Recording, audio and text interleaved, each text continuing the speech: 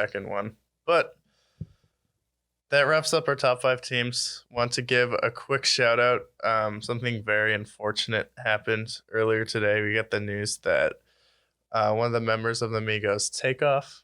Takeoff was shot and murdered in Texas earlier today. Dead at 28. Key member of Migos, and wanted to give our condolences. Yeah, condolences to him. He had just dropped an album, and it's really tough when you see someone, especially in hip hop, 28 years old. That's so young. I mean, Yeah. that's what you're 3 years away from turning 28. So it's like not that far away, and then just something like that happening. It's like the money is not worth it. No. It's not worth these situations, and it's sad we've lost people like Nipsey Hussle to gun violence, Juice WRLD, Pop Smoke, yeah, X, all these other rappers that have lost really young. One thing I can say about Takeoff and the Migos brand, I mean, I myself am not a huge Migos fan, but I can say that their impact on hip hop in the last probably 6-7 years has been noticeable, especially with the trap era. I mean, yeah, there's a lot of people you can give influence to, especially like people like Future, Travis Scott, whoever. But Migos, that triplet beat that they introduced, yeah. that's been super innovative, and Takeoff was a part of that. Him, Quavo, and Offset. So give him some credit there. Yeah, I give him credit there. And what I don't want people to do is, this is not the time to say, well, actually, I thought he was the worst member of Migos. I think Quavo was the best, or I think Offset was the best. I'm like, this is not the time for that.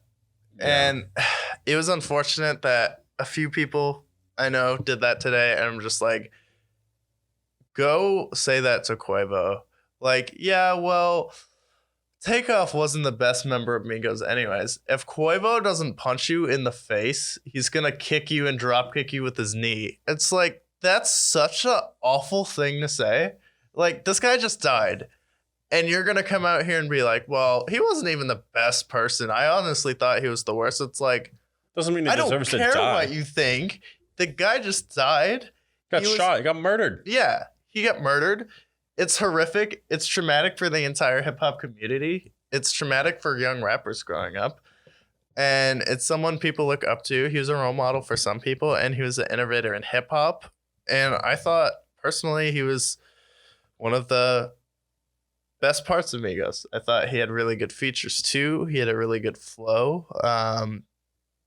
He just was a guy who would ride on the beat, and it's nice to listen to, but he would also have some really good lyrics, really good bars, really good rhyme schemes, and you have to appreciate that about this guy. This is not the time. This is not the time. Maybe a few years down the road when Migos breaks up, but Yeah. right now it's just like, well, he wasn't the best. No, stop. How about give it like, I don't know, a fucking week, a month, a year before saying that? It's like, that's the problem with today's time. It's just, I feel like sometimes there's a lack of empathy between, this isn't pointed at any particular, person or party or whatever, but it's like in situations like this where there's a tragedy, it's like, maybe give it a fucking break with the who's the best Migos. Like, who fucking cares? This guy just got murdered. And stop using it for your personal beliefs too. That's also inappropriate. I hate when a tragedy happens and then it immediately gets turned political.